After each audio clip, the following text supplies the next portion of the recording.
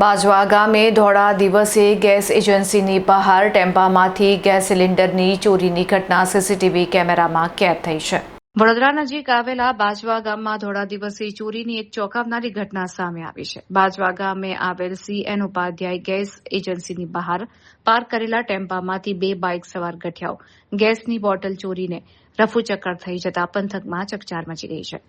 Gas agency દ્વારા ગ્રાહકોને delivery આપવા માટે ગેસના ભરેલા સિલિન્ડર ટેમ્પામાં લોડ કરીને એજન્સીની બહાર રાખવામાં આવ્યા હતા. આ દરમિયાન બપોરના સમયે મોટરસાયકલ પર આવેલા 2 અજાણ્યા તસ્કરો નજર ચૂકવીને ટેમ્પામાંથી ગેસના બોટલ ઉઠાવી લીધા હતા અને ફિલ્મી ઢબે ફરાર થઈ ગયા હતા. આ સમગ્ર ચોરીની ઘટના નજીકમાં લાગેલા સીસીટીવી કેમેરામાં કેદ થઈ હોવાનું જાણવા મળી રહ્યું છે. ગેસ એજન્સીના સંચાલકો દ્વારા આ મામલે સ્થાનિક પોલીસ મથકે ફરિયાદ નોંધાવવાની તજવીજ હાથ ધરવામાં આવી છે. પોલીસે સીસીટીવી ફૂટેજના આધારે બાઇક સવાર ગઠિયાઓનું પગેરું મેળવવા અને તેમને ઝડપી પાડવાના ચક્રો ગતિમાન કર્યા છે.